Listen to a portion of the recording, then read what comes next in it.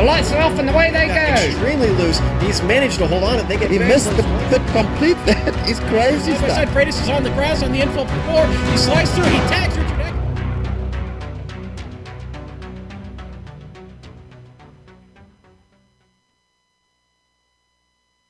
Almost every famous racetrack is not without its dark side. For all their bright celebrations and joyous victories, most courses have seen career-ending injuries or even life-ending accidents. Though the last 2 decades have created brighter, more enjoyable memories for this Italian track, it remains somewhat foreboding. Having been altered to be safer, what was once an old-school circuit of fast sweepers now presents a very technical challenge. Can our drivers overcome its haunting ghosts of the past and fiddling chicanes of the present? We'll find out soon as we get ready to watch Round 8 of the Autobahn Motorcar Group's Sportscar Challenge, and you'll see it all live on the Global Sim Racing channel. Hi, I'm Joe Peak, and with me in the booth once again is Soup and Sandwiches. Bill Soup Zahn on the prototypes and GT1s, and Samuel Sandwiches Ryman on the GT3 class. Behind the scenes is our director, the Dr. Amjad Yaman, and he's using cameras provided by Dougie Beard. Sam, we left one Italian track only to arrive at another. Tell us about Imola. Well, Imola, as you mentioned, Joe, is a bit of a combination of new and old, and we get a picture of it pulled up here. You see the result is kind of a duck image. We begin at the belly of a duck down there at the bottom, and they go off into the first couple of chicanes. A lot of short straights here, short blasts, but there are overtaking opportunities. There are opportunities for these drivers to build up speed and make overtakings and make passes in the chicanes and also at some of the turns towards the end of a lap. The circuit itself is 3.05 miles long, 17 turns, and we're going to be racing here for 1 hour today. Let's give you all a better look at it with our GSRC lap guide.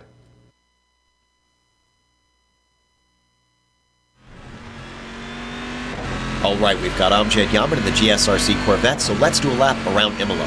Across the start-finish line, you'll just straighten out the track as it weaves back and forth. Just be careful as you line up to the right, because there's a little kink in the braking zone that makes it easy to dip a wheel into the grass. Now, the Tamburello chicane has 3 apexes, but you want to hold tight on the first 2 to give yourself a wider entry into the third. Watch out for the sausage curbs as well, because they can badly upset the car. From there, hold right and spot your brake marker for Villeneuve. The first apex is much faster, which makes setting up for the second one pretty tricky. With it tightening up, it won't be uncommon to see cars go wide into the kitty litter. After that, it's a short burst to Tosa. Throttle control around this hairpin will be a very valuable skill indeed, because a good launch up the hill will be super important to keep yourself safe from attack. Anyone greedy enough to induce wheel spin is going to be losing time hand over fist. Hold right over the blind crest, and then get on the brakes for Piratella. The paved runoff to the outside will save the car, but it will cost you in lap time. Then it's a quick run to Acqua Minerale. Just like Villeneuve, the first part of this double apexer is used to slow your car down and line it upright. The second apex is inviting to overdrive, but go too wide and you'll get a slowdown penalty. That's going to hurt especially bad with another uphill climb that leads into a heavy braking zone. The Alta chicane is extremely tight and fiddly, so I wouldn't recommend trying to stay too wide. The tall curbs are punishing, and clobbering them too hard can send you flying off track. From there, the circuit weaves once more as it comes back downhill for the final time of the lap. Hold to the right and get the car straightened out for the braking into Ravazza. Coming in here too hot is easy with the dropping elevation on entry, but the exit is the critical part of this 2-part corner because it brings you back onto the main straight. The braking for Tamburello is probably your best chance for an overtake, so you don't want to slow exit out of that last turn. But as we come to the line, we've now finished a lap around Imola.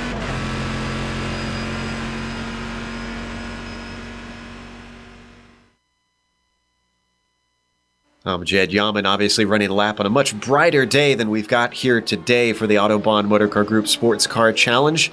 But one thing that will be clear to us is going to be the point situation, and as always, let's go to Bill to get updated on that. Well, Joe, I'm not sure how clear it's actually going to be. You know, previously, by the midpoint of a season, much was decided already as far as championships. That's really not the case here for Season 5. Let's start by looking at the Prototype Championship. Now, the top 3 drivers on the chart all finished on the podium last time out of Monza. Robert Tinsley got his first win of the season. Boy, it was a long time coming. The Talon Motorsports driver inches closer to the lead, now just 6 backs. Jason Girard of Itasha Motorsports bested John Ulmer of Autobahn West by a single point, separating the 2 at the top by the same margin. Clan AOD's Alex Simonik and Daniel Gralti of SRN Motorsports round out the graphic. Moving to the GT1s. Now, Wojciech Sidorovich has cooled off just a bit, winless in his last 2 events, although he finished 3rd, so how cool can he be? But his biggest rival, Paul Oh My Darling, has been even more cold, allowing last season's champ Stephen McGarvey of Team C Carbon to move into a tie for 2nd. Autobahn West, Billy Smith holds down 4th, and last round winners Troy Schuster now sits in 5th. Let's go ahead and look at the GT3s. With each round, rookie Laurel Costa gains more experience and more confidence, and with 2 wins in his last 2 races, has opened up that lead just a bit. Rainier Racing Bradley Haley is doing his best to catch Costa, but he'll need to pick it up a bit. A 2nd place at Monza for Dave Hill has TMC Crimson's driver now in 3rd. Their Autobahn East Sheldon Rosenbaum has been really impressive in 4th, with Robert Jackman returning to the overlay for TMC Carbon. And finally, and probably the most dramatic championship of all, let's go ahead and look at the team championship. Now, this is really interesting. Yeah, 21 points separates Talon Motorsports, Autobahn Motorsports West, and TMC Carbon. Now, take into account that Talon Motorsports has earned 452 points. That gives you an idea of how really insignificant that 21-point deficit is between the top 3 teams. Notice that Talon was able to jump 2 spots. TMC gets bumps out of the lead, now sitting in 3rd.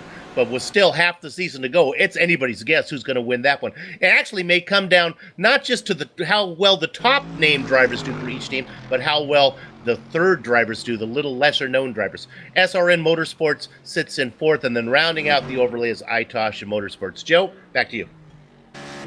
Definitely getting a tight fight in pretty much all the series and all the classes this season, which is good for us. Keeps the drama up and keeps things interesting. Now, Sam, you mentioned in the track introduction that there are some places to overtake here as we watch Christopher Sherburne go up to one of the potential ones. What are the places that you expect to be most common to see passes? Well, as always, Joe, I think most amount of passes you're going to see into the race are down into that run into the first turn, the Tamburello chicane. And also that's going to be a great passing opportunity throughout the rest of a race, because where there used to be a chicane at the end of a lap, it's now just a left turn out of the final corner and a big run down into that first chicane. Now, there are plenty of other overtaking opportunities around the lap. You see Matthew Epstein here in the Cookie Monster machine as he goes down this straight here. There's a lot of these at Imola. They're not exactly straight, they're not exactly flat, but you're on the gas for the majority of it, and that can result in you trying to make a move on the car in front of you into the turn. Now, of course, it's going to be good news for our prototype and our GT1 contenders today, because most of the passing we'll see throughout the day will be inter-class traffic. But as we mentioned here, just this long run down the front straight, I have a feeling the most intra-class passes that you're going to see, battles for position, are going to happen down into that first corner, the Tamburello chicane. I wouldn't doubt that. Now, you talked about the way that some of these straightaways kind of weave, like we're going to see with Kundinger here coming out of Alta. Do you think that's going to play havoc with how defense and attack works? Is communication going to be difficult? I know the front straight also is very, very back and forth as it goes down. Well, I think the answer there is yes, Joe, and I think the obvious problem there is, as we mentioned, inter-class traffic. A prototype might say, hey, I'll go on the inside for the next corner to get by you, and it's kind of left to interpretation over whether that's a left-hander or a right-hander. That's for sure. Now, Bill, we've seen some tight fights up at the prototypes, mostly between Gerard, Ulmer, and Tinsey. Those 3 have really been going at it. But we got a new name that isn't necessarily so new, kind of just back from the grave, I guess. And are we talking about who do you have in mind there, Joe? You stepped in for that one. Sorry about that. Daniel Benefield. I don't know if yeah, it's good to see Daniel back. That's the Mama Jean Racing driver, and he's had success early on. It's good to see him back, sitting at the top of the charts right now in qualifying. And one thing I wanted to mention, Joe, about what these drivers are going to have to deal with here today, the race officials have decided to sweep the marbles, which I think is probably a good idea. It's going to help passing. Usually they used to leave them out there, but now they're going to change that up, so they race them with a clean field. Yeah, Benefield, is good to see him back. He was impressive early. He's been away for a while, and look at that. He's at the top of the chart. And also, if we want to talk about the prototypes, how about Gerard, your point leader, sitting down there in early qualifying, sitting in 5th. GT1s look about normal. They're the familiar names on that one. And, of course, Laurel Costa and Paul Darling looking 1-2 down there in the GT3s. Yeah, Paul Darling's usually a GT1 driver, Bill. Looks like he's trying something different today. Bradley Haley, we're not mentioning there because he's not here today. You know, I remember Paul Darling talking about that. He's had such a miserable luck in the GT1s lately. As I guess it's all relevant as he's sitting second in the points. I can't imagine that's a rough time. But I remember last time he said that's enough of the GT1s going back to the GT3. So it'll be interesting to see because I think Costa could use a little more pressure down there. Absolutely. Costa, interesting stat about him. He's not finished lower than second this season. Now, that has been upset by him taking one drop race away since he had a no-show at, I believe it was Mosport. Yes, he wasn't there at Mosport. So, he's certainly been consistent when he shows up. And I would definitely as well like to see something sort of shake things up for him. We'll see what Darling can do there. Now let's go over the race details for our viewers who are not familiar with the Autobahn Motorcar Group Sports Car Challenge. As we've mentioned, there are 3 different classes. The prototypes have one single make, the HPDs. There's 2 makes in each of the other 2 classes. GT1s have the Aston Martin and the Corvette. GT3s have the Ford and the Mercedes. As Sam said earlier on, this is a 60-minute race today, so what they consider a sprint race in this series. They are open setup. But despite being open setup, they have limited fuel, which means that they must make a pit stop at least once today. They can make it about halfway through this race. There is some leeway as to when they can pit. I believe probably about 10 minutes on either side. Now they have one fast repair, so if they run into trouble, they should be able to get in and get a spare car essentially and get back out. However, you don't want to use that too early, especially since it can mess up your pit strategy. Incident limit today, 24 incidents, and then you are disqualified. So that includes going off track, having a spin, contacting the wall, or another car. 24 of those incident points, and you are immediately moved from the service by iRacing. Weather today is dynamic, 79 degrees, overcast very obviously, and then track temperature also 79 degrees. Very cool conditions here today, Bill. Yeah, that should be good for the guys, though. The overcast guys are always nice with the marbles being swept. Should be some good racing going on. We'll see how things play out as we're working on the back half of the schedule, Joe. Yeah, definitely getting into the thick of things now. We've got about 1 minute and 40 seconds left here. Oh, as Jimbo Pfeiffer has a bit of a spin going through Alta, trying to navigate that very narrow chicane. This is last chance qualifying. If you've never watched the Autobahn series, the last chance qualifying is mixed class qualifying. Otherwise, each class gets 15 minutes earlier on in this qualifying session. They're all separated. These are for drivers who, for whatever reason, were not able to put a lap in. If you put any sort of lap in on any of the other qualifying, even if you didn't get a lap that counted, you are not able to set foot out here on track during these final 15 minutes. So this is actually relatively, Sam, I'm a bit surprised we have a lot of drivers, it seems, out there doing this last chance qualifying. It tends to be a little bit sparse. Yeah, and it's not exactly a good track where you want to be doing multi-class qualifying out there because of the, I have a feeling it's just such a tight and twisty circuit that can't be doing you any favours if you're in one of the faster cars and you catch one of the slower ones. But hopefully they'll get qualified in the right order and we'll have a clean first lap. However, as Joe mentioned just a moment ago, if your favourite driver is involved in an incident on the first lap, don't start crying and hope you can get down into their team's hospitality because they do have that free repair. Well, now you've upset Bill because here he thought he was going to be able to get in and get to see Jason Gerard. So, all right.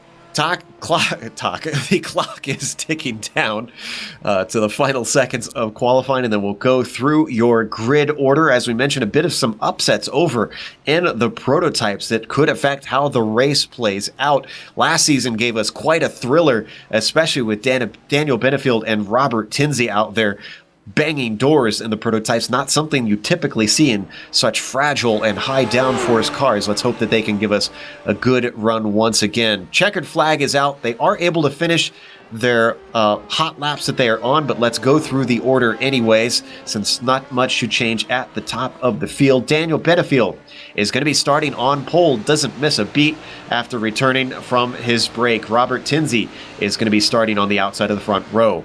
John Ulmer will be starting in third. He finished in third last week, I believe, in the prototypes at Monza. Let's see if maybe he can do one or two better. Alex Simonik will be starting on the outside of row 2 in fourth. Jason Girard, as Bill mentioned, starting all the way down in fifth. Unusual for Jason, struggling in qualifying. Dino Topic on the outside of him in sixth. Then you have Daniel Gralti starting in the 7th position, followed by Lionel Duprat in 8th. Mark Wilson will start the race in 9th behind them, followed by Sean Reese in 10th. Jimbo Pfeiffer, we saw seen him struggling in the last chance qualifying. He's going to be starting all the way down in 11th. Used to seeing him have a little bit more speed. Tim McLeish will be starting in 12th, and then 13th, and rounding out the prototypes will be Ryan Bird. Bill?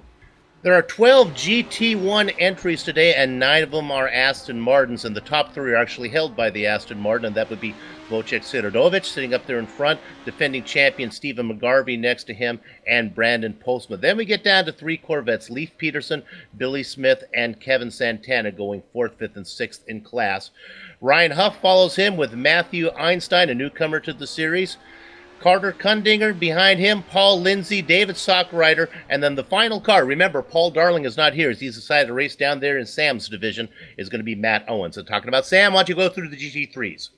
Yeah, we have Laura Costa there at the front, and then talking about Paul Darling. He's starting second in class in GT3 ahead of Patrick Fleming, and a new driver here to the class, Jeffrey Owens, ahead of Sheldon Rosenbaum, rounding out the top 5 in qualifying in GT3 ahead of Miguel Maya, Armando Edwards, and Chandler Rebeck. All of those are Mercedes drivers. Now we get to our first Ford GT of Scott McGarvey. And Jim McInnes is in the Mercedes ahead of 2 more Ford GTs, Dave Hill and Robert Jackman. Disappointing qualifying effort there by Dave Hill, considering the fact he finished second in the previous race and now sits third in the points. David Tejeda is down there, as is Sheldon Woloshin, both of them in Mercedes. Christopher Sherban in the Ford GT. Mark Kodrowski, the last driver to turn a time. 2 drivers listed there who did not turn a time in qualifying. Boafia and Atanas Dimitrov. I can tell you Boafia's in the Servia, but not Dimitrov. And Boafia being in a GT1 car, not entirely sure if he'll be starting from the pits there.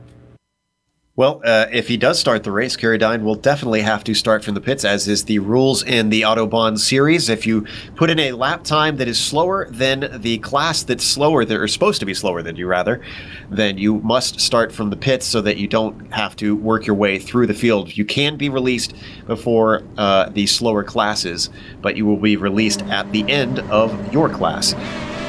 Well, we've got a little bit of time. They've got half a lap of pacing. So, Bill, your prediction today? Oh, this is an easy one. Welcome back to the series. Daniel Benefield going to take this win. Clearly, he's a little bit faster than Tinsey and going to be starting out front. Passing is going to be hard here. Look for him to go wire to wire on this one. I'm going to make a prediction out here, a real long shot, as I'm taking the driver in 21st position in the GT1s, mainly because I mispronounced his name. So I'm going with Matthew Epstein as the winner down there in the GT1s. Contrary that everyone's telling me I called him Matthew Einstein, which I still don't believe I did. So let's go with Epstein for this one. He's sitting in 21st. Jimbo Pfeiffer has just lost the connection in prototype. That's unfortunate because he was meant to line up at 11th on the grid. And Sam, you're dodging the question. Who's your prediction in the GT3s? Laura Costa. The prototype and GT1 pole sitters were decided by less than a tenth of a second.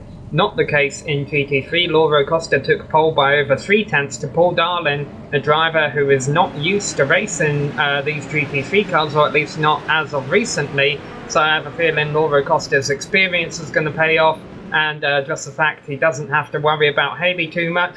I think it's going to be his race to lose. However, can he lose it? Well, we mentioned Joe just a little while ago. The worst he's finished this season is second. Well, the pressure is certainly on to perform there for Costa, but he tends to live up to that pressure. Daniel Benefield is going to have control of the field in just a moment as the roof pace car now comes up to the pit entry. Waiting patiently. He's crossed the line where he can go. Still waiting patiently, letting them take their time.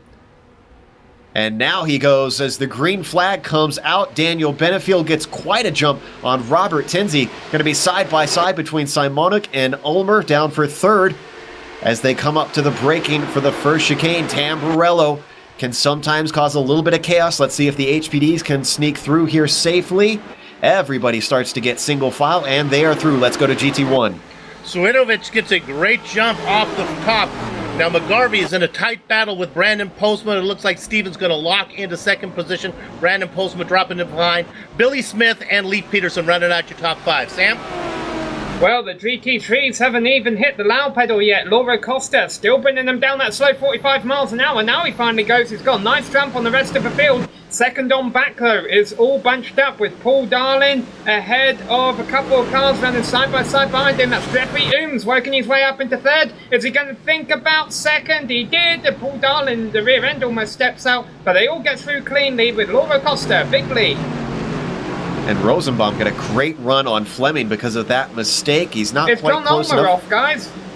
Oh, no. Let's see if we can figure out what happened in the replay here. Looks like this happened in Aqua Minerale.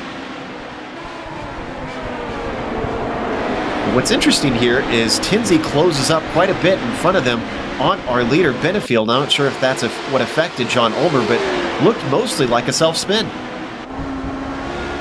I'm going to think cold tires. Yeah. We're riding on board Simonik, get a better view of it here. This is a corner where most cars are on the limit. Wow, that rear was stepping out as soon as he turned into the corner. And Matt Owens into the pit. Couple of cars having problems early on. Meanwhile, our top 3, you can see in the prototypes, very close together, have not been able to separate. And in fact, Jason Gerard has got a gap to them. Let's see if he can close that and do better than his qualifying implied. How about a tip of the hat to Alex Simonik hanging right in there? He has certainly been coming to the fore. He's found pace in recent races here in the series, keeps performing better and better. Unfortunately, seems to also find trouble here and there. Gerard holding on to the back of these guys now. Even though he hasn't closed the gap, he's certainly not dropping off. Same can't be said for Dino Topic behind them. You can see the top of our prototype field just running line astern. Not really battles happening yet, although it could erupt. And it looks like Sean Reese may have had a problem in the prototypes as well, as he lost a couple positions. Once again, Aqua Minerale, he went a little bit wide, and he gave that position up to Ryan Bird and John Ulmer. Tell you what, Laura Costa may have got a great jump at the start of a race in GT3, but he isn't running away with it. Paul Darling really ran him down during that first lap, and is actually applying a bit of pressure on Laura Costa for the GT3 lead. Costa used up all the track air, got a bit squirrely. That's not a good overtaking opportunity there, though, especially on the outside, and Darling backs out of it. And look at them accordioning together as we ride on board with our leader looking back at Darling. Jeffrey Ooms, newcomer, just behind him, putting the pressure on. We've jumped to Paul Darling's hood now, looking ahead to the leader, closing in through Alter. Cars bouncing off of those big curbs. Now, one of the things that I always found interesting about this track, Sam, is that the outside a couple of these corners have penalties for cut courses. Yeah, sometimes you can use up too much of a track and you actually gain a bit of time from that. I confess I've never actually done a race here on iRacing. I've raced on Grand Prix 3 though, lots of fun around there.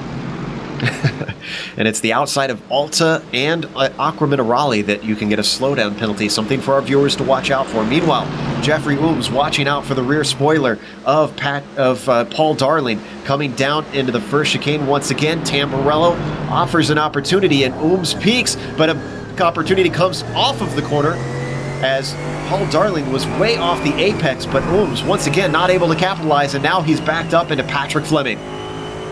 Yeah, all these drivers being very conservative here. I wonder if that is because Ooms is new to this series and Darling has had a few races out of his car that they just don't want to try anything too much too early, just in case they don't know what the car can really take. Well, it looks like that Fleming was not able to do anything with Ooms coming through Villeneuve and then Tosa, so they get their own little bit of track back once again and continue on. So as we switch up to GT1, which we haven't really seen a whole lot of, it's still Swirly leading, but McGarvey is giving chase, and Postma is also in it. Postma finishing second last round. Yeah, they've just been holding station here behind Postma, Billy Smith, Lee Peterson. Nobody really making a move. Those 5 drivers being able to distance themselves a little bit away from Ryan Huff. But let's go ahead and take you back up to to the prototypes real quick, because the driver who's been the most aggressive out on the track has been Alex Simonik back in 3rd position right now. He's a little bit farther behind Tinsey, and actually Tinsey has pulled up behind Benefield, but these guys have been going really at it. But Simonik was really pestering Tinsey for a while, trying to get that 2nd spot. And this is probably a silly question, Bill, but do you think Tinsey remembers last season's race with Benefield? Yeah, my dad always used to say the tree remembers, the axe forgets, and yeah, I think Tinsey certainly remembers.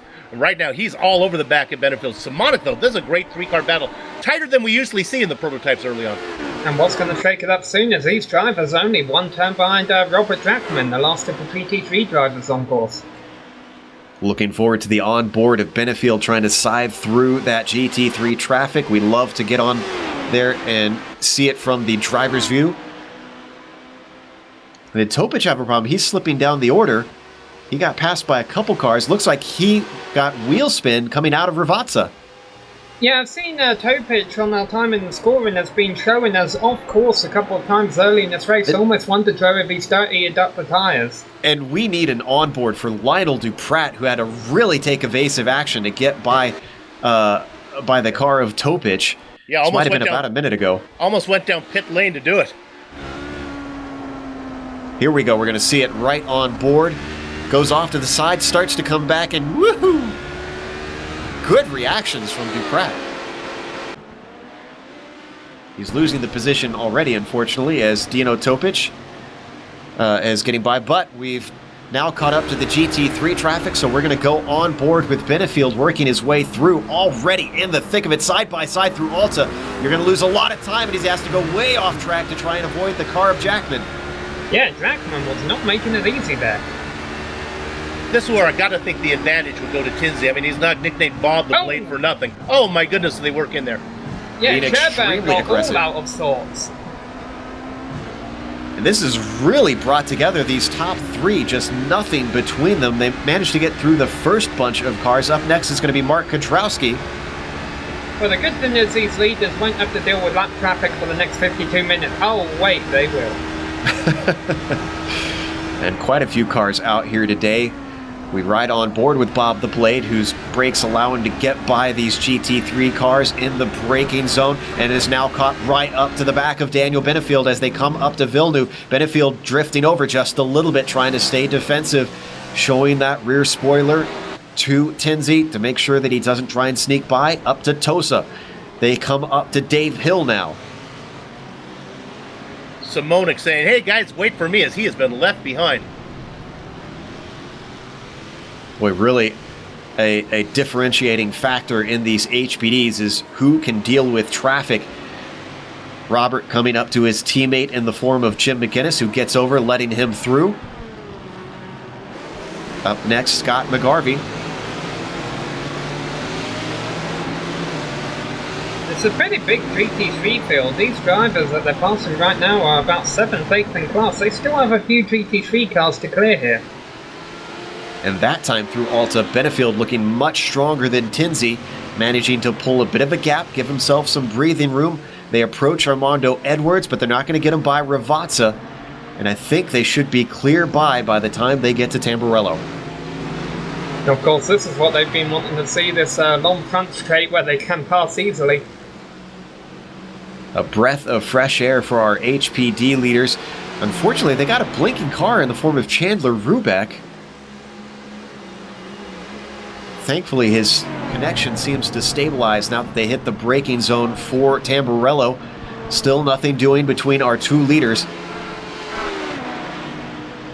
Yeah, I'm really curious to see what happens when our prototype leaders catch our GT3 leaders, because Laura Costa is really still holding up a bit of a train up front of the GT3 field. Well, some space has been broken up as Miguel Meyer was sandwiched between Tinsley and Benefield. Now the gap is 1.5 seconds between them, so they might not have as intense a moment if this gap stays between our two HPD P1 and P2. And Sam, you mentioned that. I'm looking forward to when the GT1 guys get to the back of the GT3s, because the prototypes were able to, just because they're so fast, we're able to cut through there. I'm not sure the GT1s are going to be able to do that quite so easily. And they are really close right now with Swiatovich, McGarvey, and Postma in 1, 2, 3. Yeah, and the top 3 GT3 leaders right now right in front of Benefield as we go back to this GT1 battle here. Oh, and is GT3 have a battle going on up at the front as well? Yeah, Costa's been holding up his train, and it looks like Benefield's presence is actually breaking the train up. It is indeed now, as what was once about a couple tenths is up to 7 tenths between Darling and Costa. Well, while this breaks up a bit, what's that GT1 battle like still, Bill? Well, they're running in order, and they haven't got to the back of the GT3s yet. When they do, I think it's going to be chaos, because these guys are fighting, not fighting hard, but fighting closely. And right now, it's Swiatovich out in front, McGarvey running in second, third and fourth, a nice battle back there between Postma and Billy Smith. Those guys have distanced themselves, trying to hang on. The last car, Lee Peterson back there in fifth. But the top 4 guys really running nose to tail for the most part. They got a ways to go before they get up to the first GT3 guy. And Smith probably wondering what he has to do to get those GT1 wins in this series. Remember, he was on pole at Monza and could not convert it. Yeah, so many of the GT1 races are decided by the pit stops, and I'm not sure we're going to see much happen until the second half of the race. A little bit of a different track than we had at Monza for these GT1s. Needed fuel saving on the long straights. This one much more technical. And one thing I do know about this Corvette, tends to not like little fiddly bits of track, so these Aston Martins may have an advantage. Yeah, but even though it won't be a fuel strategy, I think it's really going to come down to a traffic strategy. If you can plan your pit stop where you're going to lose the least amount of time trying to get around a group of faster car or slower cars or letting fast cars by, I think that's going to be the difference. Certainly will require all the skills of these drivers to try and navigate what is a relatively big field out here today, with 42 cars having taken to the track. So we watch. Go ahead. I think our first ever GSRC broadcast at Imola, Joe, it was Bill and I were commentating to an Australian-based GT series here, where it was a 15-minute race, and I think they did something like invert the top 10 on the grid. I remember that. Yeah, boy. That showed you how chaotic this track can really be. I'm being reminded of that right now, watching all this traffic take place. Certainly is still a little bit calm in the GT1s, with nobody making any passes, though the pressure is building. Could be the calm before the storm for these leaders in this second fastest class of the field. You're not missing much up at the top, as Benefield still has about a 2-second gap over Robert Tinsley. Not missing much up the front of the GT3 field either, because that prototype traffic has really broke up that train behind Laura Costa. But the thing is even though it's broke up the train, it hasn't really prevented the cause of the train, which is the fact I think Laura Costa was holding the cars behind him up. And if that is the case, Paul Darling and Jeffrey Ooms, we should expect to eventually run them back down again. Which makes me wonder if maybe Darling or Ooms would try to pit early to leapfrog Costa if they think they are being held up. But you can see Ooms does have a gap back into that third position, although Fleming still holding on to the back of him, putting the pressure on. 45 minutes into this race, we are a quarter of the way through already in this sprint round of the Autobahn Motorcar Group Sports Car Challenge. Thank you for joining us here on the Global Sim Racing channel. And Bill, this might be famous last words for me, but this is relatively tame for what we come to expect from these Autobahn races. Yeah, we've so far so good. That's absolutely the case, but of course that can change quickly. You know, I like to pat myself on the back when I say something that's smart. When I say something, get it wrong, I got to say, Maybe I missed it. How about Daniel Benefield? I thought really Tinsey would have an advantage, that he would be able to stick with him through traffic. That really wasn't the case, as Benefield, when they got through traffic, was able to open it up now about a second and a half on Tinsey.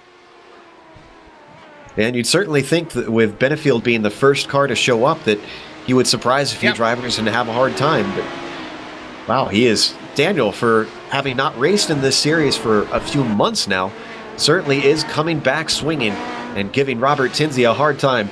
Tinsey, he's probably feeling a little bit miffed, having only won one race this season, and now that he's finally showing some dominance once again here in the race after one of his main rivals comes back from a break. Let's go to 20th, or actually 18th position. This is a nice little battle on the track. This is Ryan Huff, who's pulled away from these two guys who were battling behind him.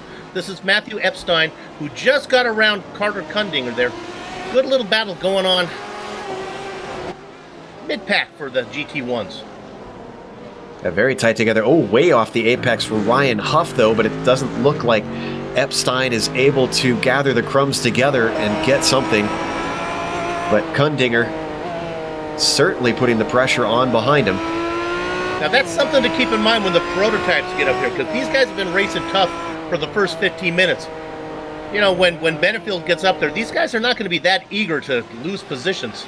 Well, let's hope it's not like the GT3 class where they get split up instead. That gives us a little bit of spice in these guys. Yeah, there's been a lot of pressure and a lot of mixing up early on, but as you mentioned, Joe, not a whole lot of attrition early on here. Famous last words. The only two drivers more than one lap down and out of sequence, out of order really, are Matt Owens, the GT1 driver. I've got to confess I need to go back and see exactly what happened to him. And Jimbo Pfeiffer, we mentioned he lost the connection right before they began the pace lap. He is back out there, but he's 2 laps down. Yeah, you know what, I'll be honest, it feels like we're almost trying to invoke the commentator's curse in a few cases, but Epstein is closing on Ryan Huff for that position and going to the outside to try and challenge very late on the brakes, and he gets tipped! They both of them spin, around. and they also collect. That's also Kundinger got in there as well. Well, and that's going to allow Paul Lindsay and Kiradine Buafia to try and sneak through at least one of them. Can they get more than one? They're going to look to the inside of Epstein, but we're on replay right now as we watch from above. Was very much better on the brakes, but just wasn't clear to try and take that apex. Yeah. Let's just stay on this replay view, though, because you'll see as the leaders, the guys out in front come back out. There goes Buafia in there along with Lindsay. Now, Buafia didn't qualify, so he had to start at the back. He's been making his way through the field. You can see those guys at the very back making their way through. I won't take the blame for commentator's curse there, though, Joe, because they're all still going. Absolutely. Well, Buafia did manage to get past Epstein. For Epstein, that's just the way the cookie crumbles, unfortunately. So that battle now for 18th is Kundinger, Buafia, Epstein, and Lindsay. Let's see what Buafia, what kind of pace he has, as he's already putting the pressure on Kundinger. And that is for 6th position in class. Look at him look to the outside down into Ravazza. Nothing doing down into that corner. His defensive line from Kundinger keeps him at bay. Tries to get the launch off the corner in the accordion effect, knocking Epstein back as well as Lindsay. And why do we care about this so much as here comes the pass? Is the prototypes are going to be coming up on this pretty soon. And it's nice to see and it's nice to see these cars still battling, having a tasty battle after the incident just a couple laps ago.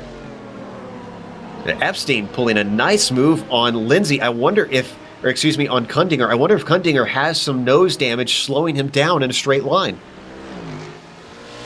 Now, just behind these guys, Huff is being passed by Benefield right now, so there's no cars between Benefield and the 4 cars we've been looking at. And Joe, I think you're right. I think there was some straight line speed there that cost that driver all those positions. Yeah, and as we saw glances there of the exit of Villeneuve, we're seeing a lot of dirt being kicked onto the track. I wonder if that's going to affect things. As Tinsey almost gets cut off, I'm not sure who that GT1 driver is. That looks like Lindsay, actually. No, I think it's Huff. I think it's Huff. That was the driver. Huff may also have some issues with his car. Well, Now we've got Lindsey being approached by Benefield as he sneaks through one of them before they hit Alta. Is he going to be able to get Kundinger? No, he's going to split them.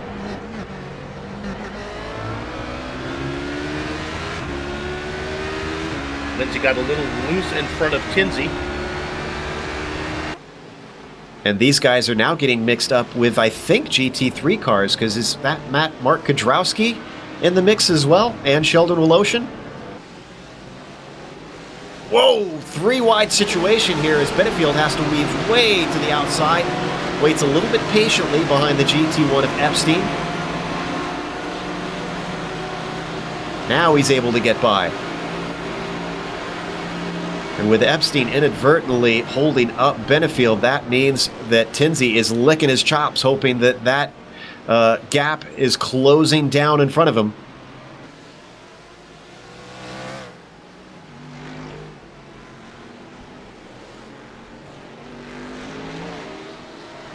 Oh, and a car off from Tinsey sneaking through. That's Christopher Sherburne having to take evasive action in his 4GT.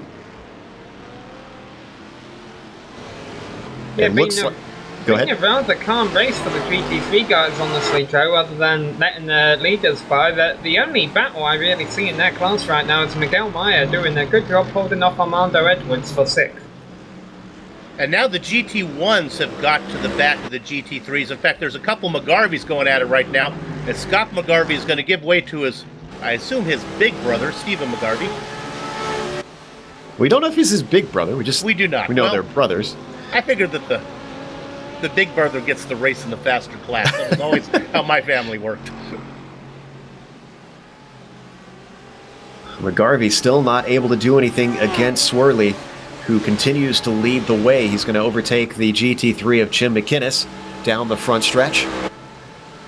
And Armando Edwards, and off goes Miguel Meyer after their battle in Tamburello there. Armando Edwards almost made an outside pass into turn 1 work cleanly. There was a tiny bit of contact, I think, on corner exit, though. Kicked Meyer off, and that dropped him back to 7th in class. We're going to see it here. It was good side-by-side racing here for the first part. Then they get to the second apex, and yeah, didn't give him enough room. And that's why he got tipped off the track as we come back live. Oh, and something's happened to Epstein. He is off in Tamburello. All by himself. Just in front of that prototype, that was Jason Gerard. Ooh. Coming out of the second apex, interestingly, as well. Rear just comes around on him.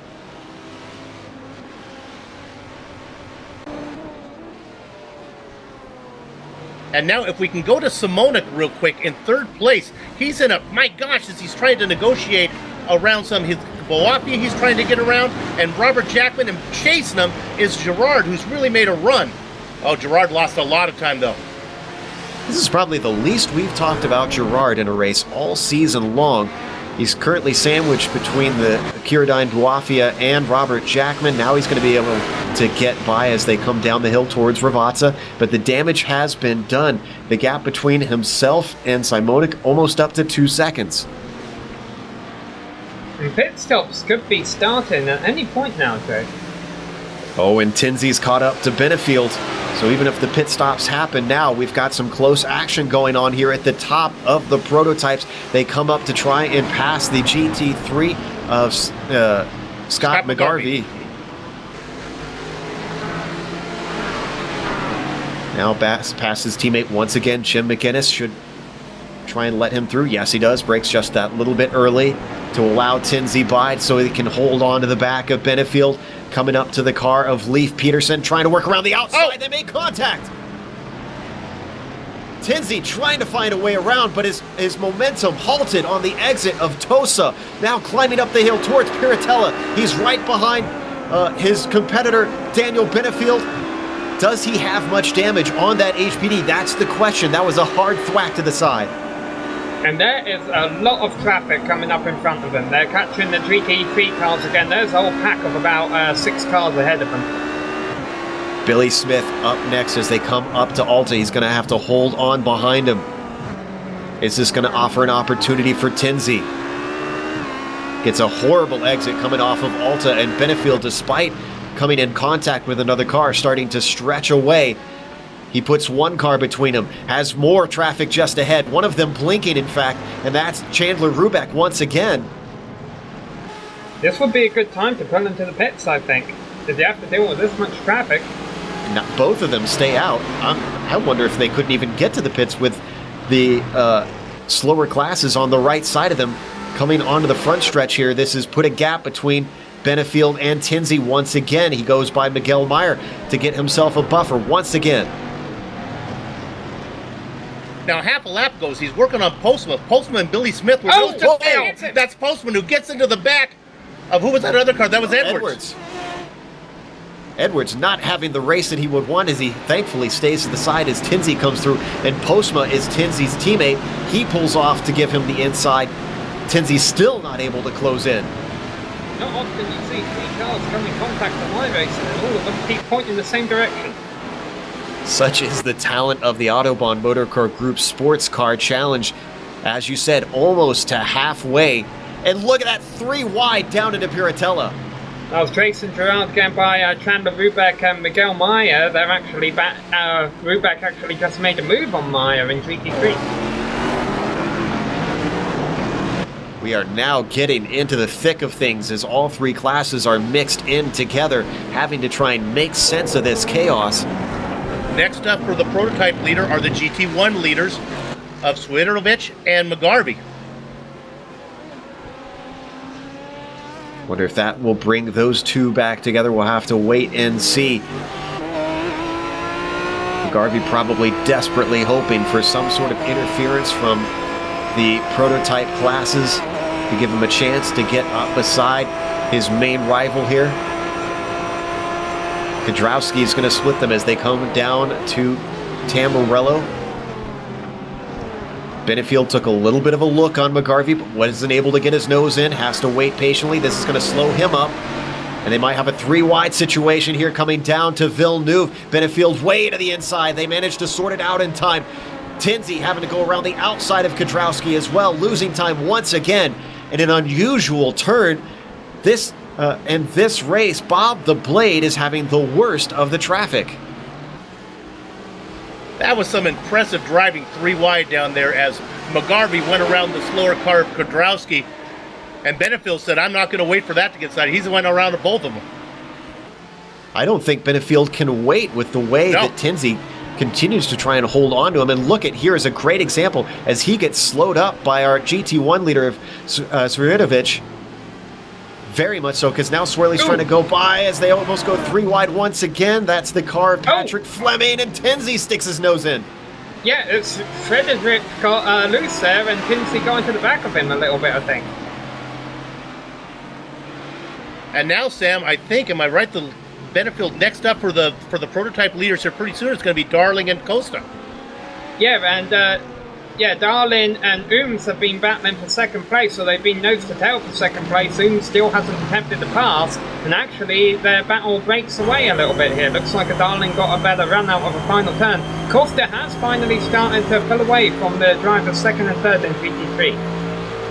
Bad news for the rest of the GT3 field, since Costa typically waits until the second half of the race to use fuel strategy to get himself up to the lead. At this point, he could just cruise home if he can keep this pace up and keep the car clean. Here we continue to watch our battle for the prototype lead as they work their way through first, second, and third in the GT3s.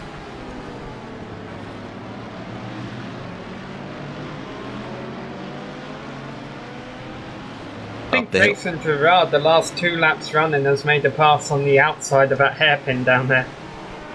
Well, whatever works for him. I guess if he manages to get it through there safely, might as well keep doing it. I think Sam made a good point. Maybe there's no way to avoid traffic, but I don't think you're ever going to see traffic more heavy than that. You would have thought that one of those prototype drivers could have come in with 30 minutes remaining, close enough to the halfway mark to maybe pit. See if they could have avoided all of that nonsense. Well, so far, none of them have blinked. No. You know, I'm seeing some damage to the front fenders of some of these GT3 leaders, and I have a feeling they're getting it from attacking those curves at the chicane back there. I wouldn't doubt that. There we see Lauro Costa, and you're right, the right front of his hood just a little bit buckled. Benefield into the pits. And Simonik is in, but Tinsley stays out. Don't blame him, he's got a clean track in front. Absolutely. Exactly.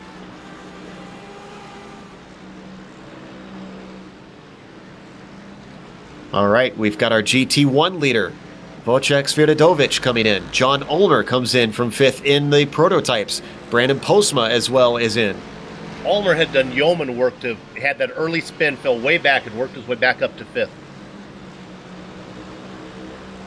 Good to see him trying to make a recovery drive. The question is this going to get Robert Tinsley the track position he's been desiring? That seems to have been, other than the traffic, the one thing thwarting him not being in front of Benefield.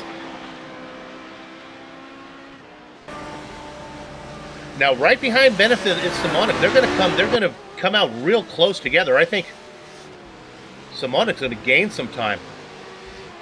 He's about less than a second behind as they exit the pits.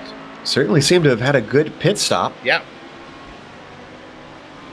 Guys, meanwhile, the GT3, the top two, are a lot closer than before. Lauro Costa had a big slide in Tamburello at the start of this lap, and that's cost him a lot of time. Paul Darlin now right behind him. And Scott McGarvey holding him up on the braking into Alta has closed it in even more now. Darling, half a second behind Costa, who has led every lap of this race so far. Yeah, Stephen McGarvey, the GT1 car, actually put in a lap on Costa there, but either way, as you mentioned, Joe, it has Ulmer closed the spins. strap down. Oh dear. Ulmer, and he's going to back out in the middle of the track. Does a good job, doesn't come all the way across. This is coming out of Tosa, and this was a self-spin just in front of the car of Sean Reese. Just went a little too far wide, and unfortunately the grass and that AstroTurf does not offer the grip that HPD wanted.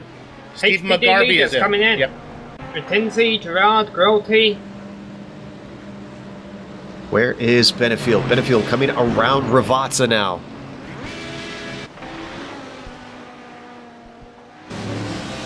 On to the main straight. Tinsley still stationary. Now he's going. Tinsley is out. Gerard is out. It's a long run to the pit exit, though. Where is Benefield? He's come across the line now. Tinsley has to get up to speed, and I don't think he's going to get it because Benefield has the speed. Momentum in his favor. Benefield back to P1. And then if we go to Stephen McGarvey exiting pit lane right now, he's coming out, but there goes the leader by him at Wojciech Svirdadovic. So Svirdadovic is going to come out in the same order that they came in. Svirdadovic, McGarvey. But the race for P1 of the prototypes is back on. Sorry to interrupt because traffic coming in the way of Benefield, frantically trying to get through these GT3 cars. Tinsley is on his tail. What can he do?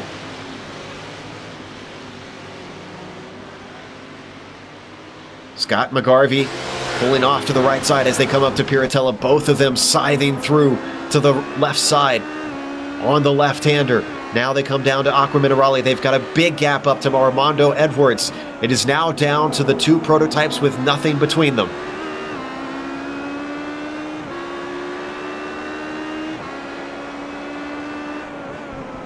Braking for Alta as we ride on board with Robert Tinsley.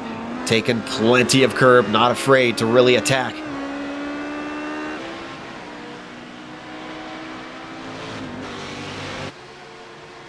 Down into Ravazza they go. Tinsley very much putting the pressure on. The gap between them just about half a second. And this will be the first lap completed since his pit stop for Tinsley. Tires are now warmed up.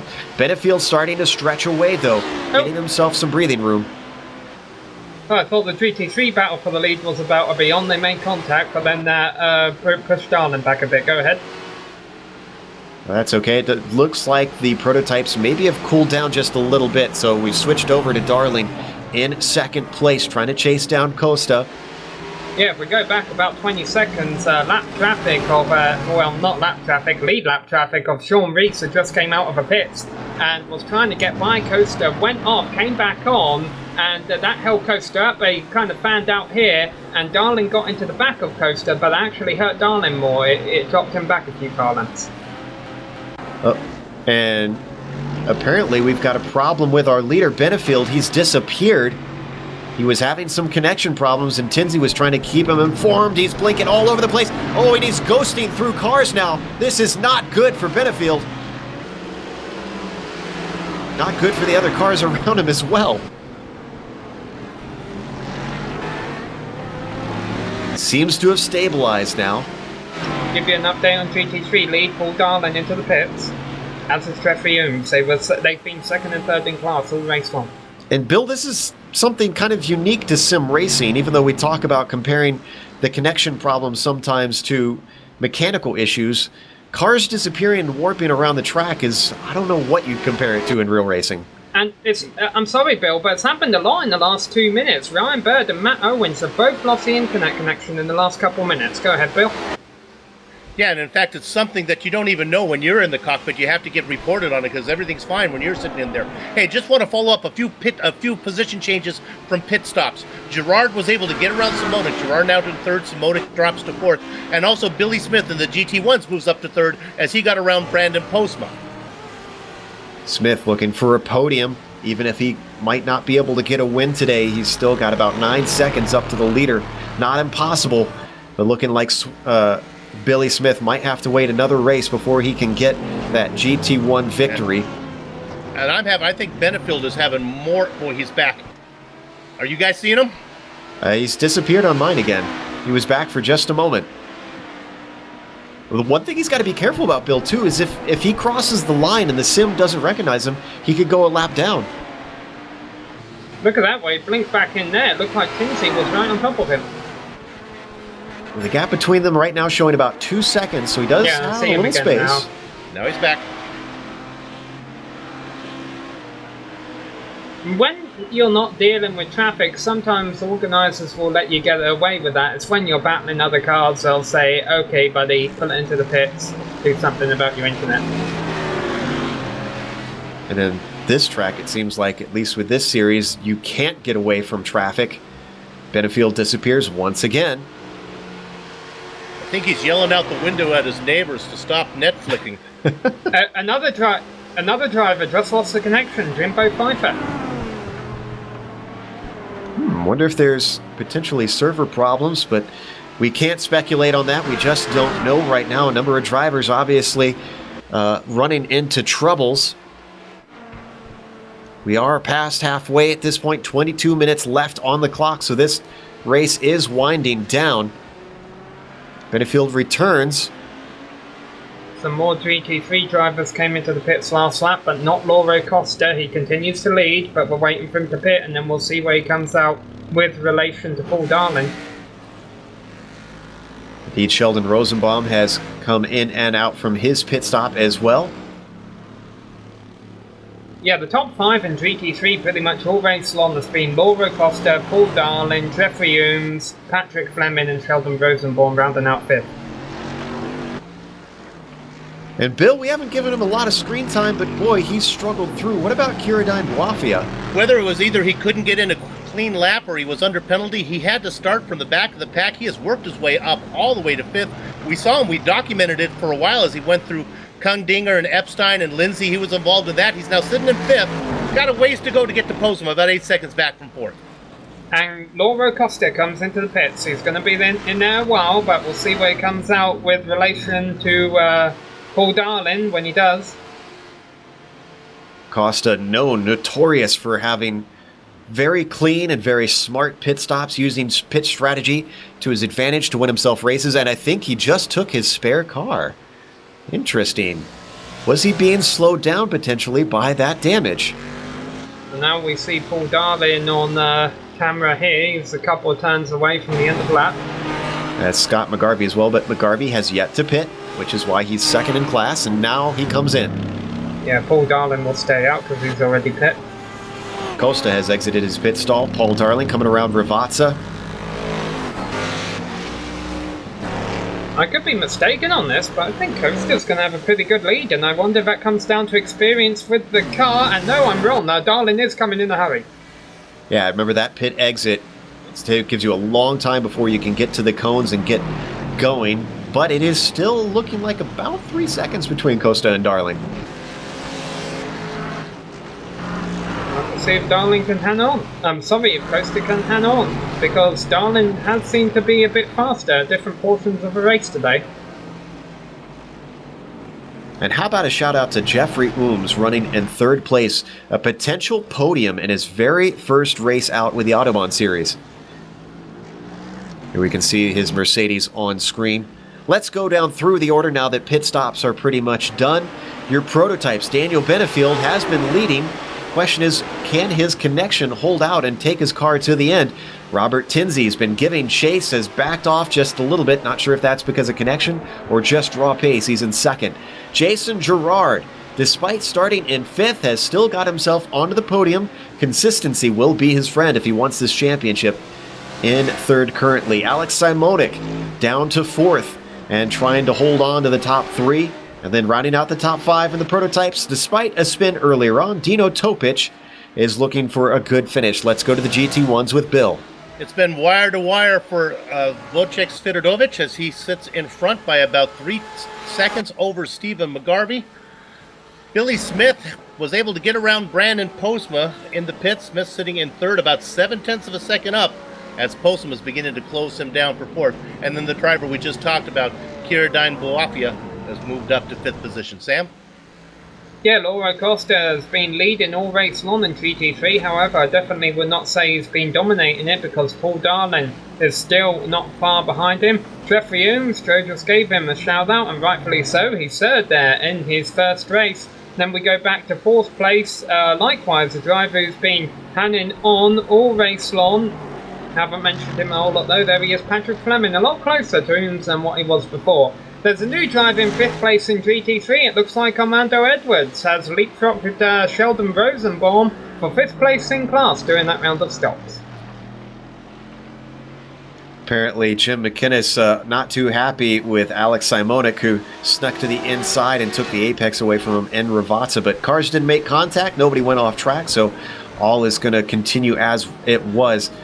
Interesting thing, though, is that Simonik is all over the top of Gerard, looking for that 3rd spot now. Gets held up just a little bit by the car of Scott McGarvey trying to move out of their way into Villeneuve.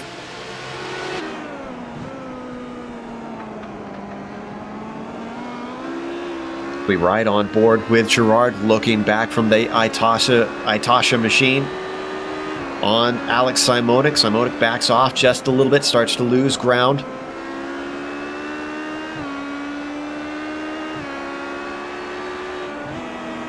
The New York driver been having a great season. He's gotten wins in the bag, looking good for a championship, but has been struggling the last race in this one. John Ulmer always likes to talk about how strong Robert Tinsley is when you get to the European tracks, and it's looking more and more like it just might come true. Looks like there's been a change from GT1, Bill. Carter Cundin around the Ryan Huff. Yeah, those guys have been racing back there together for a while. Remember, I think some of those cars have been damaged, although they came in for their pit stop, probably picked up some free repairs. Right now, the battle continues. And that's Tim McLeish, yeah, splitting them right now. He is the championship leader, the amateur championship leader in the prototype class so far. We don't get to talk about those championships a lot, but I'm sure there's a lot of pride there. And the drivers who have been designated amateur status, they tend to designate that by I rating, if I understand correctly. If I got that wrong, somebody in the YouTube chat correct me, please.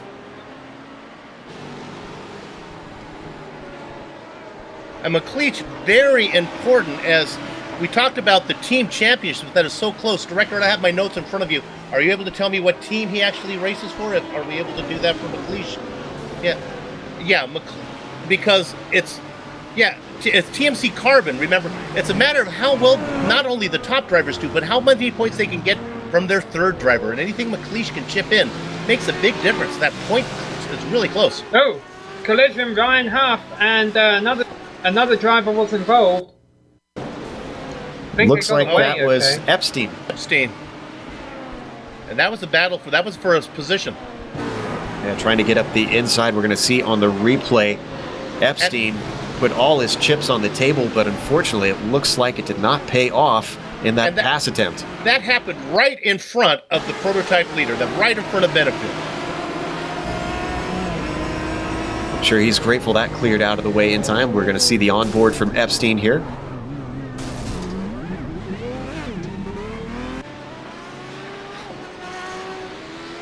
Bit clumsy. He got this spot, but I'm not sure he's going to make many friends after that one.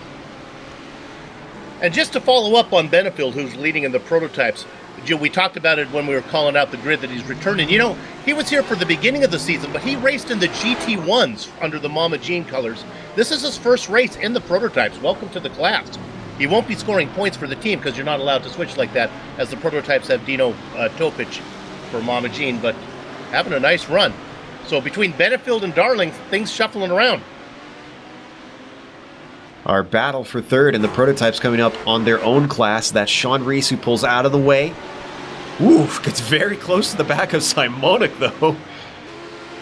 About a few more inches and that would have been terrible as Simonic sneaks to the inside of Sherburne. Meanwhile, we heard someone was having some possible issues. I didn't catch the name.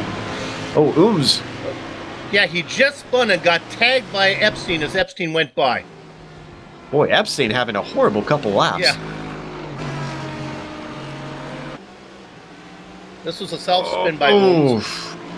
Sorry, I saw it on my replay. We're going to see it here. Ooms coming around Aqua Minerale, starts to lose it. Everybody else taking great evasive action, including our prototype leaders. He just starts to move, and Epstein, unfortunately, cannot avoid a car that starts to go in front of him. And Ooms is off once again. Yeah, that's what I just saw there, Joe, and that's for fourth position right there. Armando Edwards is going by. I wonder if the handling's gone on that car. Fifth place in class. Yeah, is he going to come in? Yes, he does. So Sheldon Rosenbaum will move back up into the top 5 in class.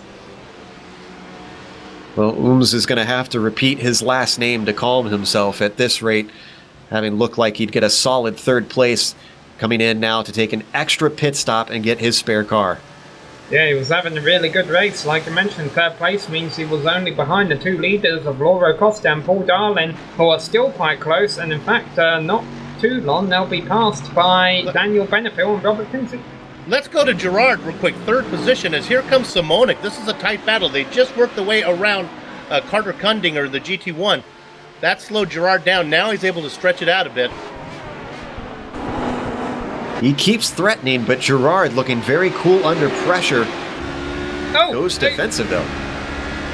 Wow, I don't know how Paul Darling got away with what he just did. Mark Kudrowski in the target car was way off the pace, but he was still right at the apex of the turn when Darling turned in. They made huge contact. It must have hit Darling, though, at a nice place in the car, because he seemed to have got away with it. Kudrowski pretty much stopped after they hit in the apex. Got it rolling again. Watch on the inside. Kudrowski is going very slow still, though, but I think he's just trying to let cars by. We've seen in this series before, drivers tend to ask that you not go out of your way to let people by to kind of drive your line, though. The goal of what we teach in the Back Markers United meeting is not to try to be slow on the apex. You're going to be slow, be off the racing line. Oh, great run from Simonic on Gerard. Gerard goes defensive down into Villeneuve. They've got traffic in front of them. This could complicate things. And in fact, that is Paul Darling. Second place GT3 car, and Darling's held up by the car of Sheldon Miloshin. Yeah. Still Simonic not giving up. Still all over the back of Gerard. Next up is Laura Costa, our leader in GT3.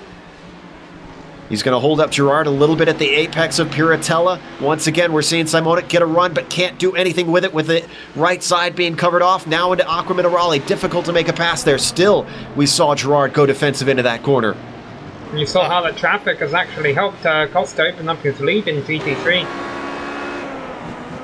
Simonic had the run. He just didn't have anywhere to put the car. The track was too narrow. Twice in a row he did.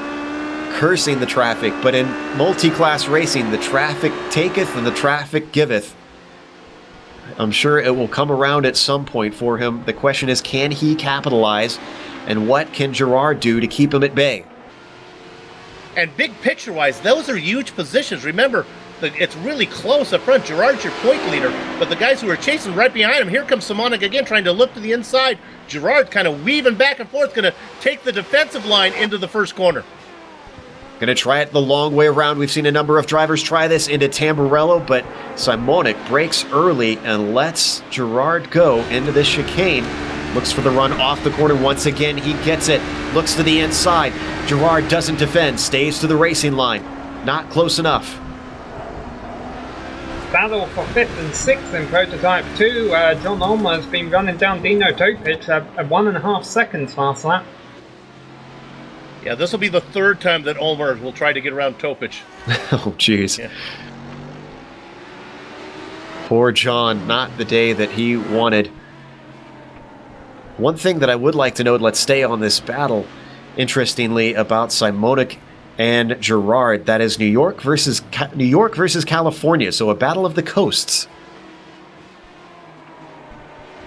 Guys, yeah, can we go back about 20 seconds, I would say? Laura Costa just got passed by the prototype of Sean Rees, but Sean was a lot earlier into the brakes at the turn at the top of the hill than what Costa was, and the turn after this one, Costa got into the back of him, and I don't know if it's damaged the front end of his car. How much is it going to hurt him? Watch this. Just punted him. We couldn't quite see it. So Darlin's closer now. We're going to watch it from onboard to get a better angle. Yeah, you're right. He is closing. And remember, the other thing, too, is that Costa used his spare car. And the other thing is that's not the first time that Costa has had trouble with Sean Rees today. Yeah, but it might be like a pool ball making contact with an egg. I'm not sure how much damage those prototypes will kick back into the front of a GT3. Also, we've just had a lot of cars retire from the race. Paul Lindsay, Matthew Epstein, Tim McLeish and Mark Kudrowski. On Looks screen. like Oh, go ahead. Epstein's car finally broke and the fortune wasn't good. Well, on screen we saw Dino Topic try to get by Lauro Costa, and that backed him up just that little bit more into Darling. Now Ulmer gets by him, denying him the racing line once again, closing the gap. Ooh, almost contact though between Darling and Kundinger as Kundinger tried to look to the inside of Tosa. Still, no contact between the cars. Only 0.6 of a second between our GT3 leaders.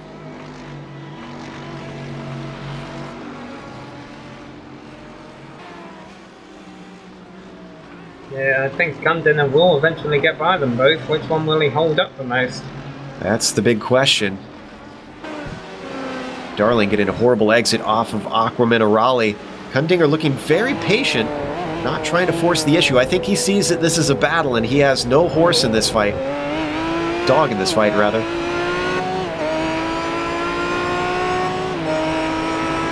Okay, Darling sees this is a launch straight away. He's going to feather the throttle a bit and says, okay, Kundinger, you go by here. I'm slowly in trouble. Oh. Lost the lead.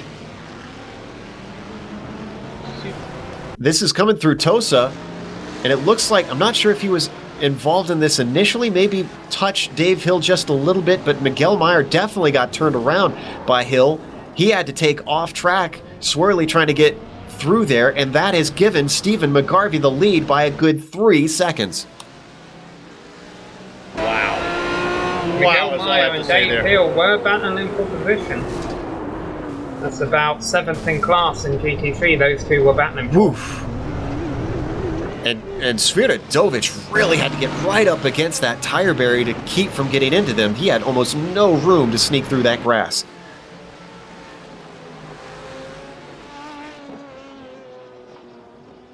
And I can also report that I was going to go there right when Swirly had his spin. Bawafia now has got around Postma. Bawafia up to, I think, 4th in class. Yeah.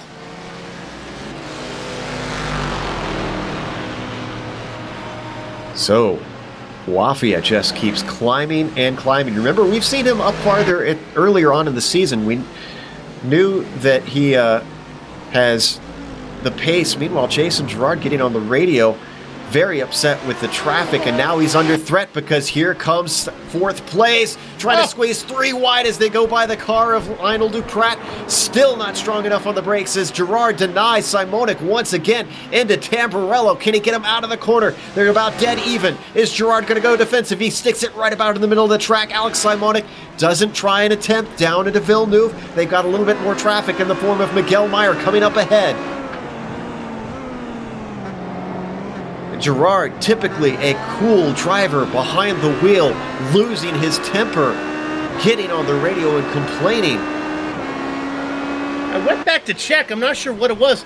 His line was, "Can I not buy a break?" So I'm not sure.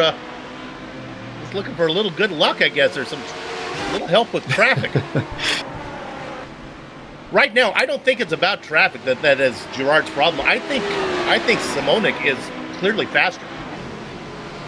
Which is unusual to see with Gerard's pace earlier on in the season. I wonder if he's a bit like Ulmer in that he's better at those American tracks. Simonic qualified 9/10 of a second faster, so yeah, I think it's just a matter of pace right now with time running out. Oh, Dino Topic and John Ulmer get together! Both having to take off of Alta. John was trying to go by again. Apparently he had gotten a slowdown penalty, and they are arguing on the radio over who was at fault there. This is going to be coming up to Alta. You see they had some traffic just ahead of them. Well, I can understand both point of views there. I'm not sure where Dino was supposed to put the car, but I guess John was saying you're awfully slow. And Leif Peterson probably feels like the friend at his married friend's house. They're having an argument, just trying to awkwardly back out of this one. GT3 battle for the lead could be about to get interesting again. They're coming off a final turn. The best overtaking opportunity on the track is that first turn into Tamburello. And right here, Darlin is close enough. He's got a good run out of the turn. Can he get the draft off of Lauro Costa and make the pass for the lead and the win? I think he's got to try it because we're in the dying minutes of the race here. Here comes Darlin, but Costa blocking nicely to the inside, holds on to the top spot for now. Just not quite close enough to outbrake Costa, and Costa knew it. He moved back to the racing line. By the time they hit the corner, they're going to get just a few more tries before this race is over, so I do not think it's done and dusted. I think Darlin's going to have a few more goes. And changing the top 5 in class, Armando Edwards pits from 4th. I guess he didn't have enough fuel to get to the end. That will give Sheldon Rosenbaum 4th in class. And we'll have to wait and see where Edwards comes out. But boy, Sheldon was really on the back there going knock, knock, knock. He was really trying to get in the door there, trying to make a Sheldon joke from Big Bang. I apologise, that fell flat. But Sheldon up into 4th place now. Tell you what, the podium, or at least 3rd place, I should say, over in the GT3 class has just been up and down and all over the place. We've seen Ooms fall by the wayside. Now Edwards falls by the wayside. Remember, Rosenbaum is on the top 5 graphic, and this is another good finish for him. Certainly going to help him. Here we see our battle for the lead and the prototypes. That is not done with, even though Tinsley is not closer than half a second. He is threatening Benefield. Yeah, this is a tighter battle now than the Gerard Simonic one is, so we can watch this one. It's a little closer.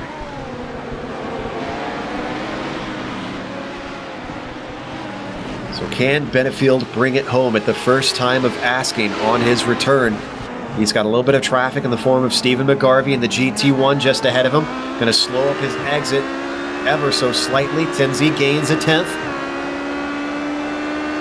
Might come back to him though, as it looks like Tinsley won't be able to get by in the braking, but no, he says, I am going to come through in the braking, and it looks like McGarvey saw him coming, let him go through. Still a couple tenths lost to Tinsley, as it's now up to 7 tenths between himself and Benefield. White flag is out. Chances are dwindling away for our prototype leaders. They've got more traffic coming up in Sheldon Rosenbaum and Christopher Sherburne. Sherburne slowing to try and let him through. Pulls off to the side, all the way off the track, letting our leaders through. Rosenbaum almost getting into Benefield, sneaking around the outside. Tinsley's got to run. He looks to the inside. Benefield denies him, comes back to the racing line, almost touching side by side, down into the Villeneuve chicane. Still side by side, coming off the corner, almost coming together. They bang doors again. Once again, it's a repeat of last year. Tinsey trying to find a way by Benefield. He has the inside of Tosa. Tinsey getting on the radio, unhappy with Benefield. He's still close to them. This is not over yet. They've got half a lap to go. Through Piratella they go. Tinsey trying to find the run off the corner. Not much of a passing opportunity. Down into Acqua Minerale. He's going to have a few more bites of the apple. He gets the run off the corner of Acqua Minerale. I'm not sure if he's going to be close enough to try and outbreak him into Alta. Benefield goes to the racing line. Tinsey looks to the inside, just barely. Over the curbs they clatter. Coming off the corner, Benefield getting the great run. This could be all that he needs. It's going to be one more chance for Tinsey, maybe two more. If he could close down into Ravazza. Starts to run it in. He does gain a few tenths, down to 3 tenths. Coming into this corner. He's got to get a great run off of here. I don't think it's going to be enough as Daniel Benefield comes to the line. It is going to be Daniel Benefield for the win. Right behind, Stephen McGarvey is going to come across, pick it up for the GT1, just alongside of Gerard, who's going to get third in the prototypes. Meanwhile, Laura Costa has not won this by any stretch of the imagination, as Darling still within half a second of our GT3 leader. Yeah, no ban indoors yet, but they're still quite close on course. Absolutely, and remember, Darling is not in the championship hunt here in the GT3. He has nothing to lose here for a wild dive. Alternatively, Laura Costa leading that championship has everything to lose, but I don't think he's going to have to worry about it. It looks like he's got a pretty handy gap on Darling here, who I don't think he clipped that chicane exactly the way he wanted to. With 2 turns left to go, it looks like Costa's got this. And Costa was a little shaky coming off of Alta, got some wheel spin, but kept it together, still got the run that he needed. Only half a second still between them. They've got some traffic and David Tejada, but they're not going to catch him in time. Costa not very strong off the line, but I still think he's going to be able to manage it. Lauro Costa keeps up his streak, gets another win under the bag, and still yet to finish slower than second. Incredible finish in the prototypes here at Imola for round 8 in the Autobahn Motorcar Group Sports Car Challenge. Whew, there is some controversy going on in the chat after that one. We're going to go to break. On screen, we're going to have all the upcoming races here on the Global Sim Racing channel, but after that, we're going to have driver interviews, which you're probably going to want to watch, as well as the unofficial results. Don't go away.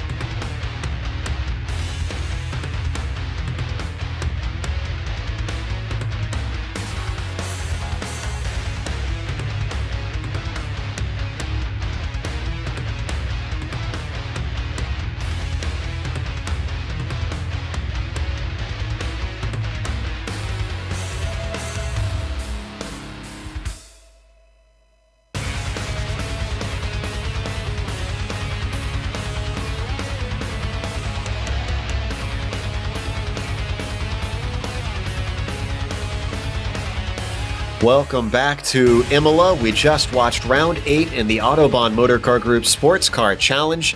And what started out as a bit of a timid race really brewed into an incredible storm at the end, with multiple drivers making contact with one another and some incredible fights. But in the end, Daniel Benefield came back with the win, returning how he left off in dominant form. Robert Tinsey extremely unhappy with his second place, having made contact with Daniel. We went back and watched, and boy, this is going to be a tough one for the stewards after the race, that's for sure. Jason Girard came home in third, so he's still looking good for his championship, but he's going to need a little bit more to hold Tinsey at bay in the points. Alex Simonik comes home in fourth, had a great fight with Girard all throughout the race. And then John Ulmer comes home in fifth, had to sneak by Dino Topic, and that one also had its fair share of controversy. Dino coming home in sixth. Daniel Gralti is in seventh, and I don't think we even put the cameras on him in the entire race, but still he gets himself a top 10. Mark Wilson comes home in eighth, followed by Lionel Duprat in ninth, with Sean Reese rounding out the top 10 and the prototype field Bill. Yeah, now this is interesting. Stephen McGarvey gets the win. Remember that Wojciech Swiatowicz was leading most of the way. McGarvey gets the win. Swiatowicz dropped into second after he had the mistake, but we'll follow up a little bit more on this in a minute because iRacing is showing Billy Smith in second with, how about this guy? We documented Akira Boafia making his way all the way from the back of the class all the way up into a podium spot. I'll go back and see if I can find out what happened to Swirlies. He's going to be credited with fourth. Must have been something on the very last lap. Brandon Postma rounds out your top five. Leif Peterson, Carter Kundinger, and David Sockrider go 6th, 7th, and 8th in class. Sam? Yeah, then we get to Treaty 3 here, where Lauro Costa really was being pressured all race long, but never really had a pass attempt made on him.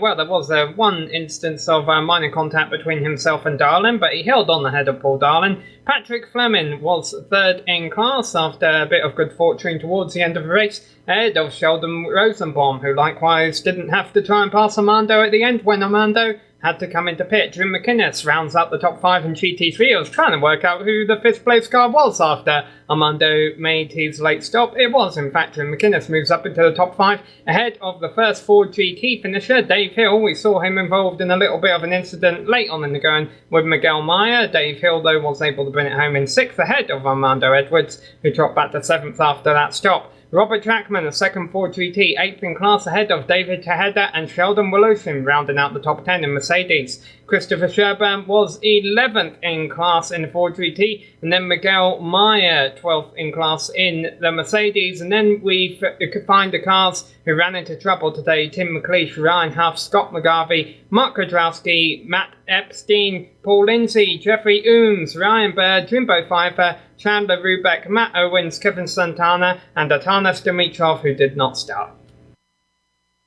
And with that, we are going to start our interviews. First up, since we don't have our prototype winner here yet, we'll see if we can drag him away from celebrations. We do have our GT3 winner, Lauro Costa, who continues his streak of finishing in either first or second in every round that he shows up. Sam is going to talk to him about what certainly was an intense race. Yeah, Laura, you pretty much had pressure from behind you all race long. Did you expect Paul Darlin to put up that much of a fight? Hey guys, hello. So after qualifying, I'll be honest to you, I was expecting an easy race, and an easier race than it was, but Paul just kept the pressure out of the race. There was a moment, I think after 10 laps, I got a gap, and I thought, okay, now just relax and let's keep this gap the way it is and we'll be fine. 3 seconds is always a safe gap. But then I went over a curb and got damaged and lost all that gap, and so I had to work hard again, and the race was like that every lap. Some good laps and then a mistake that put me back with Paul again. But yeah, it was an awesome race. I really enjoyed it. Yeah, we saw twice during the late stages of a race you had contact. Once Paul Darling gave you a little bump up the back heading into a hairpin, and then also in the closing stages, the prototype of Sean Reese pulled in front of you, and there was a bit of contact between you two. How was the traffic out there, and how bad was the contact from those two incidents? The one with Paul, I think it was netcode. I didn't feel anything. If I remember right, we lost time behind a prototype, both of us. He tried to make a move, but then decided it was not a good idea. Of course, I tried to stay on the inside so I would not lose the position because of traffic. And then the second one, I think was a mistake by the prototype, but we had a chat right after the race, and we both agree that maybe it was not a good move to move back to the racing line and go straight to the brakes, because the HPD just slowed down a lot faster than anything else on track, so it was impossible for me to react. But the damage was not too bad. The car kept going. I think my last lap was my fastest lap of the race, so the car was okay to the end. Well, Laura, you finished first and second every single race this year. You're obviously good at lots of different circuits. However, there's no circuit quite like Le Mans. We go there next. Do you think you can continue that streak?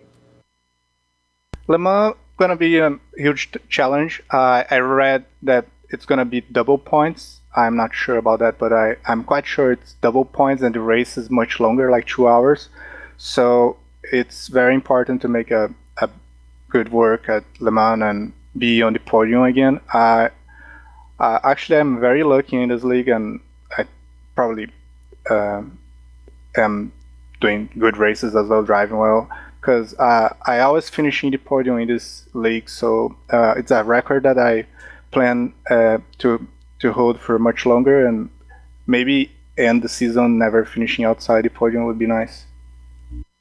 Well, we wish you the best of luck with that, Laura, and we look forward to seeing you back in action at Le Mans. See you guys. Thank you.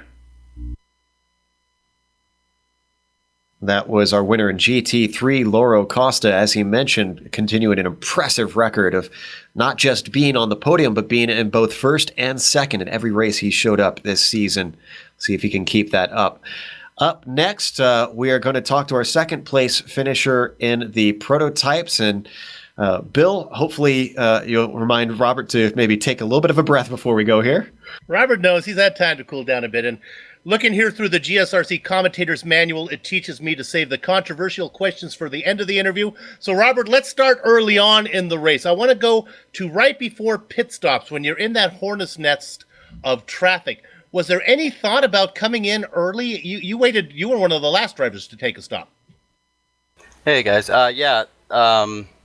I was debating coming in, and then once I saw Daniel go in and I saw there was nobody in front of me for the lap, I thought I would just try to pound in a lap really quick on low fuel, maybe just try something different. If I followed him in, obviously we'd just be following each other out. So I just gave it a roll of dice, and I screwed up right towards the end of the lap on the last chicane. I got loose and lost about 7/10. So if that didn't happen, I might have been able to get out in front, but I'm not sure. Yeah, you've talked about a lot in the forums. We've talked about how the excitement of the prototype leaders as they work their way through. My gosh, there was traffic tonight. It seemed like every lap the prototype guys were having to deal with, not just one car, but 2 or 3 in bunches. Oh yeah, sure were. The GT1s and the GT3s were very good today. They facilitate a lot of passes and respected a lot of the battles going on, from what I could tell. All right, let's go down to the very end there, the very last lap. You finally get up to him, you have a shot at him, and then it got a little bit rough. Yeah, I mean, it happens. He got held up on it was the last lap, so he got held up in the 2-3-4 complex, and I had a run, so I went left. He went left to block, and then so I had to go right, and then I was side by side with him, going through 5 and 6, and I guess it was just a miscommunication after all. When I looked at the replay, he thought I punted him into the dirt on the left, where on my view I was about a foot away, but he said he got a 4X, so really it was just attributed to the ping. Right, well that was going on all race though. I don't know if it was you that mentioned to him, but he was having some issues. Yeah, I was on the radio the whole time.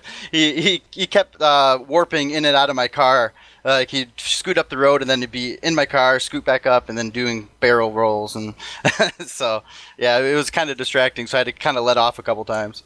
All right, well, to put a good spin on it, even though you didn't win, look, you finished ahead of Gerard and Ulmer, who you're in the championship battle with. So second place, but a good day for you.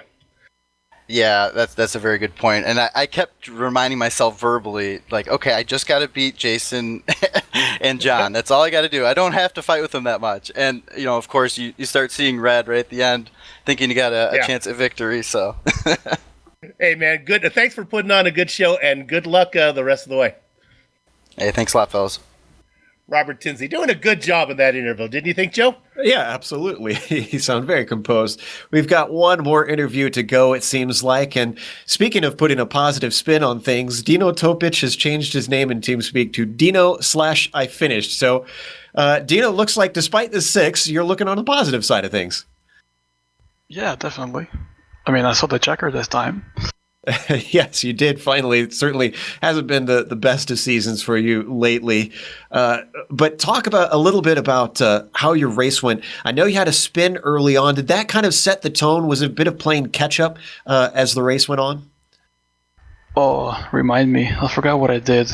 But I lost a bunch of time, and then I was behind. I don't even remember. Yeah, too much to go through. The race overall was hectic. As soon as we hit traffic, it was just left, right, and center.